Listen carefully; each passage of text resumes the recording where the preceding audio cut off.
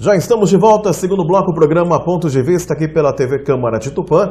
Hoje recebendo o vereador Antônio Carlos Meirelles, com a professora Tamimi Raiz Borsato, gerente-geral do Museu Histórico e Pedagógico Índio Vanuíri. No primeiro bloco, nós falamos sobre a programação no mês de setembro, uma vasta e riquíssima programação no mês de setembro. Mas agora, no segundo bloco, para você que está acompanhando o nosso Ponto de Vista, nós temos uma joia, que é o nosso museu, Índio Vanuíri. Uma instância turística, um dos pontos que contaram a favor para que tornássemos instância turística foi o nosso museu Índio Vanuíri, que, como eu disse, tem um acervo riquíssimo, um dos maiores e mais ricos museus do Brasil e em especial no estado de São Paulo, como disse a professora Tamimi. Mas sabemos que nesse mês de setembro completamos 50 anos, e a senhora, conhecedora de dados e detalhes que são importantes compartilhar com a população de Tupã, queria só ficar à vontade para contar um pouquinho da história, do início dos trabalhos do nosso museu aqui em nossa cidade. Realmente é uma história bonita, uma história para ser relembrada, porque várias pessoas participaram dessa abertura. Como nós vamos ver na primeira foto, onde mostra o professor Vinícius Sten Campos, aqui à esquerda, o professor João Geraldo Iori, que na época era presidente da Câmara, o Luiz de Souza Leão e a Neguedina. Acontece que o professor Vinícius Sten Campos, ele era diretor de museus. E ele era de Capivari, da mesma terra do João Geraldo Iori. E ele vinha sempre visitar o João Geraldo Iori e falava que Tupã tinha tudo para ter um museu. A própria história já era um museu. E sempre conversava. E ele era convidado, como o seu João Geraldo Iori era diretor do 4º grupo na época, hoje Anísio Carneiro, ele vinha dar cursos de férias, que era muito importante, museologia, história da arte, tudo, que para os professores era muito interessante durante a férias, porque contava ponto. Então, eu mesmo participei de vários do professor Vinícius Sten Campos sobre museologia, história da arte, e tanto ele falou que o João Geraldo Iori acatou a ideia e levou ao nosso fundador, Luiz de Souza Leão, que na mesma hora ele falou, sim, é o sonho, isso que eu quero deixar um legado a Tupã, onde guarde a história dos nossos índios e da nossa cidade. E a dona Nair, nossa, foi uma incentivadora muito grande. Por isso acham que o fundador do museu é Luiz de Souza Leão. Ele foi praticamente um dos fundadores, mas a ideia e lançou foi o professor João Geraldo Iori, que muita gente não sabe e acha que é o nosso Luiz de Souza Leão. Como o nosso João Geraldo Iori, além de ser diretor do 4º grupo, ele era presidente da Câmara na época, ele redigiu um ofício e tanta coisa, conseguiu, falou com o Souza, depois de tudo certo, entraram com o recurso e foi oficializada a criação do museu em novembro de 1966. Acontece que começou a haver propaganda em rádio, e falar, as escolas, todo mundo divulgando que o museu, que trouxessem peças, que registrassem a história.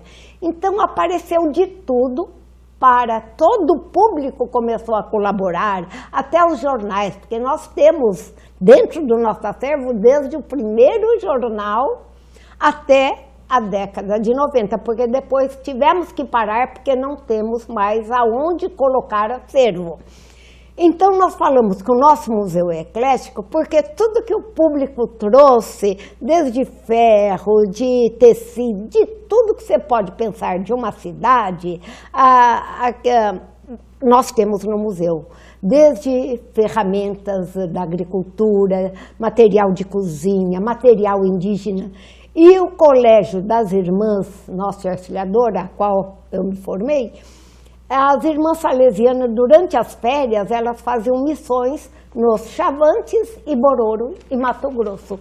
Então, muito acervo indígena do Chavante e Bororo que temos, foram recebido do colégio Nossa Senhora Auxiliadora através da diretora, a irmã Adélia Maluf e a irmã Angela Vitali. Então, eles deram muito acervo. Então, foi crescendo. E o primeiro local que foi colocado foi numa sala da escola, que era o 4º grupo de Tupã, que como aparece na imagem, né?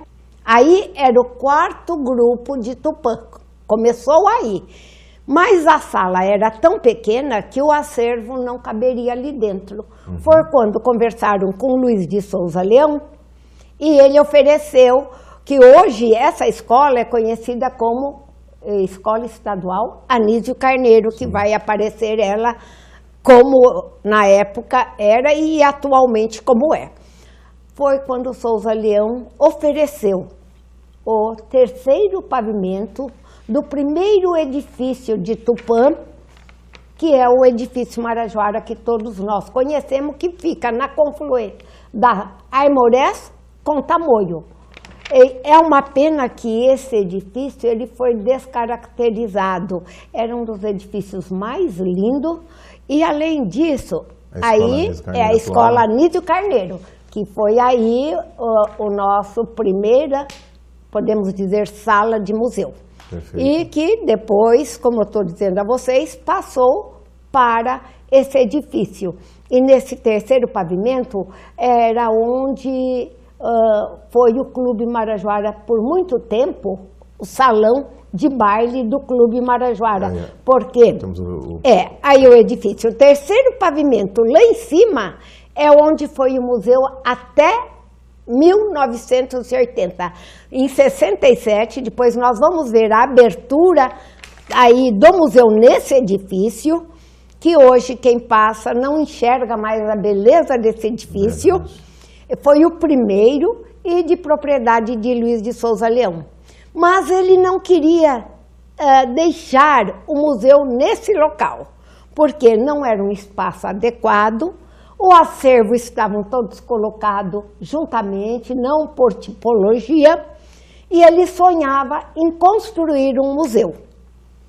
E foi, aqui nós estamos vendo a abertura desse museu lá no edifício, o Monsenhor Afonso Raffner, pessoas, Vinícius Ten Campos, o Souza Leão, e também Dona Mitsui Maeda, Dona Nereide, que todos esses, o promotor Zé Antônio, que de longe a gente não sei se vocês estão enxergando todas as pessoas que estão presentes. Então aí é o Souza discursando na abertura lá, setembro de 1967, foi no dia 23 de setembro, então que o museu abriu a porta ao público. Mas aí vocês estão vendo como estavam expostos os acervos. Quer dizer, tinha acervo indígena, tinha acervo, como que fala, caseiro, tinha acervo de ferro, então de tudo, tinha da Revolução de 32, então não tinha, como temos agora, um espaço destinado para cada tipologia de acervo. Então, foi feita a primeira diretoria, que nós estamos vendo aí, a Dona Narguedini, Elza Melhado, Mitsui Maeda, Dona Nereide, o promotor José Antônio, o Souza Leão, o João Geraldo Iori, o Itamar Simões, que foi da aldeia, durante muitos anos ele que comandou a aldeia. Então esse foi o primeiro conselho formado. E daí nós temos viva ainda a Elza Melhado, só todos os outros são falecidos. Mas a memória está aí, a história está aí. O nosso museu é um museu privilegiado porque ele tem a sua história contada, gravada, documentada e fotografada. Então você pede alguma coisa, esse é um dos primeiros acervos, porque é a farda de Luiz de Souza Leão, que participou da Revolução de 32, embora não estando em Tupã, mas a sua residência foi aqui e ele doou ao museu toda a farda da Revolução de 32. Aquela fala-se que é a primeira imagem de São Pedro, mas não é a primeira imagem, porque a primeira imagem, eu tenho a carta escrita por um amigo do Souza Leão de Marília, ele era chefe do cartório, que ele soube que ele havia construído a igreja, e ele disse, se ele já tinha um padroeiro, ele disse que não. Ele falou, se você aceitar São Pedro, você pode ir a São Paulo e escolher a melhor imagem, a mais linda que eu estarei oferecendo a Tupã. E eu tenho as cartas que documentam, escrita com o próprio punho do seu João Grão, onde ele fala, Souza Leão, a imagem chegou, ela não tem um tamanho que você deseja, mas o que ela perde no tamanho, ela ganha na beleza, que ela era em madeira maciça, incrustada em pedra. Acontece que essa imagem foi roubada. Aí o Souza ofereceu o dobro do valor para ver se voltavam, e não voltou a imagem. A imagem que todo mundo diz que é a primeira imagem de São Pedro, porque a população desconhece que teve a primeira, então essa foi considerada. Aquela é a cabeça reduzida dos jíbaros da floresta equatorial, do Peru, que é uma técnica usada por eles, é usada como nós, um troféu. Quando a gente ganha uma partida, não tem um troféu, então essa cabeça era considerada um troféu. Lutavam duas etnias, a que vencia, então pegava a do chefe principal, fazia todo esse trabalho de redução da cabeça. Os brancos passaram a aprender e que faziam? Na calada da noite matavam as pessoas para fazer, porque era um dinheirão essa cabeça. Nós temos duas no museu, mas elas foram tiradas de circulação porque não é uma técnica do Brasil, e sim, né, do Peru, da floresta equatorial. Ali mostra também um torrador, que hoje se uma criança vê, não sabe. Nós estamos com uma exposição do café, as crianças chegam lá, porque tem o torrador, mariquinha, moedor. O que é isso, tia? Que é? Eles não sabem o que é. Então, eles desconhecem essa parte. Nós temos que trazer a memória para eles. Podemos passar, porque senão eu vou falar muito e não vamos acabar. Aí o Souza Leão já estava muito doente, mas ele queria deixar um local onde guardasse a história dos nossos cientistas e também de Tupã. E foi quando ele começou a construção do Museu Índia Vanuíri, no própria quadra onde tem a sua residência, que é a quadra 75, tombada pelo Condé Pá. Ali ele escolheu, que é o centro da cidade, para construir sua casa. Tupã teve uma parada até 33. Por quê? Porque de 29 a 33, o Souza esteve em Marília, não ficava aqui direto. Quando ele viu que Tupã estava estagnado, parado, ele construiu a casa dele, que em 33 foi entregue, então Tupã começou a progredir. E ele sempre com esse sonho, ele demoliu umas casas dos empregados, virando para coroados, porque a parte dele é para caingangues, e construiu esse edifício com suas próprias, tudo por conta dele. Mas ele estava muito preocupado que ele queria entregar esse, pensando que alguém podia embargar a obra, isso, aquilo. Então ele estava lutando com a própria doença. E no dia 21 de setembro, que temos mais um acontecimento que eu estou esquecendo de dizer, importantíssimo, que ocorre no dia da árvore, 21 de setembro, que é a morte do nosso Souza Leão. Exato. Então, ele estava no hospital Santa Casa de Saúde, no apartamento 9, junto com a enfermeira, a qual eu pedi uma carta, que ele me mandou, dizendo quais foram as últimas palavras de Souza Leão. Ao meio-dia, eu já trabalhava no museu em 80, quando foi entregue esse prédio, veio representante do governador, Secretaria da Cultura, eu sei que veio avião, carro, tudo, para a entrega desse prédio, que foi entregue à cidade, à prefeitura. Eu quero explicar para vocês que o prédio é da prefeitura, mas todo o acervo, sim, as 38 mil peças, é da Secretaria. 38 mil peças? Da Secretaria de Estado da Cultura. Então foi entregue, eu estava com o livro onde todos assinaram a presença, e aí teve um grande almoço. E ele ouvindo. Quando foi 3 horas, a cidade parou anunciando a morte de Souza Leão. Tinha acabado de entregar. Então ele realizou um desejo, que era entregar o prédio à cidade. O seu segundo desejo era ser enterrado no próprio jardim da casa, aonde ele já tinha feito até o busto. Estava tudo pronto, o local pronto, e ali ficava um banco e um caramanchão, onde ele fazia suas leituras à tarde. E no outro dia, então, abriu pela primeira vez os portões para ele ser enterrado. Houve uma invasão total, porque todo mundo queria saber o que existia ali, porque nunca ninguém penetrou. E quando você olhava, tinha os cães. Então, ele realizou o seu segundo desejo, porque ele tinha feito um pacto com a prefeitura, registrado em cartório, que se deixassem ele ser enterrado no próprio jardim da casa, o local onde ele havia escolhido, 6 meses após sua morte, ele entregaria para a cidade para tornar Solar Luiz de Souza Leão ou um museu casa, como é a casa dele. E em março de 2001 ele entrega a casa para transformar, porque ele morreu no dia 21 de setembro de 1980. 81, desculpa, falando besteira. Em 81, março de 81, ele entrega para se transformar nesse museu. Também a prefeitura sendo a que teria que coordenar, comandar esse museu. Então, a prefeitura ficou, além do Solar Luiz de Souza Leão, com o prédio do museu e cujo acervo, que muita gente acha que não sabem que o prédio é da prefeitura municipal. É só o acervo que pertence ao Estado, agora o resto é da prefeitura.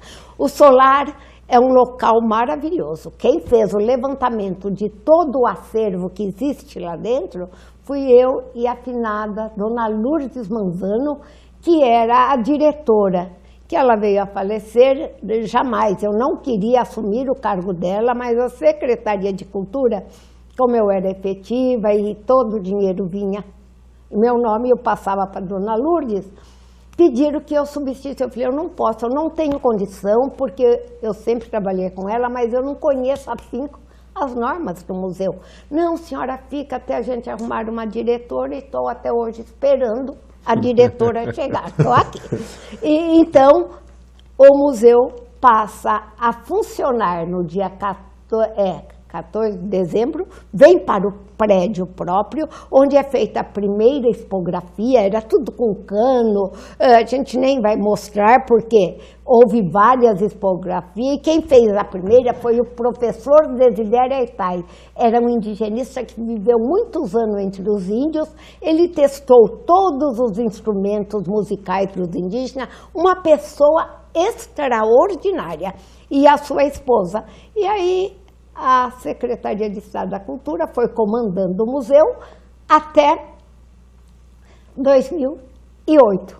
Aí, em 2008, eles dispensaram todo mundo, inclusive eu fui dispensada, e eu falei, eu não posso sair, se eu sair vai fechar o museu. Então, eu fiquei de janeiro a dia 1º de agosto, sem retribuição, sem monetariamente, sem receber nada. Aí a prefeitura falou, não, a gente vai assumir a senhora. Mas quando ela pensou em assumir, saiu a minha contratação e da dona Maria Odete por Brodowski. Fomos lá, teve um concurso pequeno, mas teve o concurso, assumimos e daí começamos a fazer a equipe do museu, que hoje são 25 pessoas. 25 pessoas? Nós temos 6 educadores, temos um na edificação, um na comunicação, uma na programação, uma na administração, 3 na parte de acervo que cuida da higienização, da limpeza, uma na parte de pesquisa, uma gerente, 2 na área de limpeza, 4 vigilantes, sendo 2 de dia, 2 à noite, 24 horas regida, e temos ainda um serviço geral e um porteiro.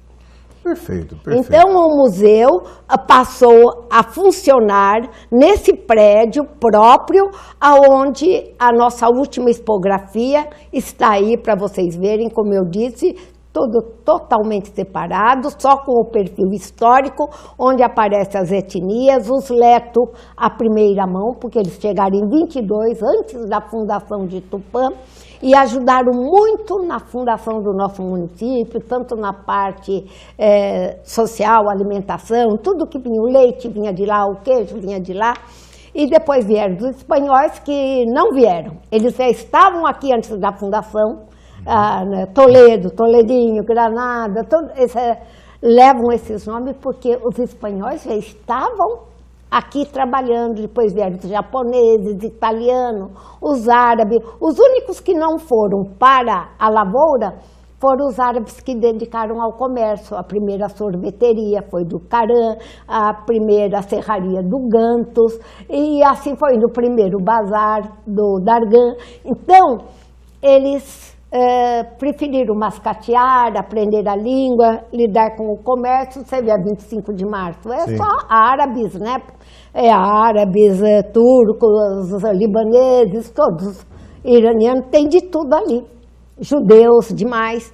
E assim nós estamos homenageando o nosso museu, mostrando atualmente como ele está e com projetos contínuos. A cada mês nós temos projetos com escolares, com professores, que nós estamos passando para que quando eles venham ao museu, então saibam o que mostrar, o que pedir para trabalhar com as crianças. E assim nós estamos aqui, o nosso museu, mostrando essa parte histórica que é a de cá. Né? A maquete multimídia, tá vendo uma mesa? Eles falam a cama que fala, eles falam a mesa que fala, as crianças, porque através dessa maquete multimídia você vai conhecer a história de Tupã até a década de 70, mostrando Tupã quando tinha a Sambra, a Swift, a Matarazzo. Tupã já teve todas essas grandes indústrias. Também foi o maior produtor de algodão do estado, Tupã. Na década. Em 55, ele recebeu o título de maior progresso Tupã do estado. E foi passando o tempo. Olha, agora aí a parte indígena, onde a gente mostra a cerâmica, mostra os brinquedos indígenas, mostra a plumária, mostra a cestaria. Aí é Caingangue e Krenak, porque os Caingangue, além de mostrar todo o seu acervo, nós temos um vídeo que você não pode ir na aldeia, mas você senta, tem o banco, você assiste toda a cultura indígena, o seu dia a dia. Pode passar. E assim acontece com o Krenak também. Aí é um painel muito grande que mostra de José Lanzelotti, também um artista plástico que viajou durante muitos anos nas terras do Xingu, onde lá ele procurou colher o que de mais bonito tinha em cada etnia. Então nós fizemos um painel sobre índios do Brasil, mostrando as diferentes etnias, não porque são índios tem que ser todos com a mesma cultura, cada um com o seu modo de ser, com a sua cultura, e os brinquedos indígenas que estão nessa vitrine, que são os licocó, e as miniaturas representando a cestaria e a plumária. Pode passar. Aí nós temos aquele de azul, é só cestaria e tecido. Aqui aí é tudo em cestaria, é um módulo que mostra a cestaria, tanto na parte de transporte, a parte de alimentação, como que fazem para tirar o suco venenoso da mandioca, os cestos que são para colher pena, o cesto que é para transporte, as máscaras. Então é tudo nesse setor. E agora entramos no último setor, que é a plumária, que é um dos módulos mais ricos e bonitos do museu, que é da plumária brasileira. Perfeito. Bom, realmente temos motivo de orgulho de ter um acervo tão rico. A dona Tamimi realmente é gostoso de ouvir a dona Tamimi, porque ela tem conhecimento de tudo, lembra das datas, lembra dos momentos ela participou de boa parte da história, né, do museu e com certeza é sempre uma honra receber a senhora aqui. Muito obrigada. Porque é muito conhecimento e eu acho que os mais jovens, né, que estão acompanhando o programa estão tendo a oportunidade de conhecer um pouquinho da história de Tupã.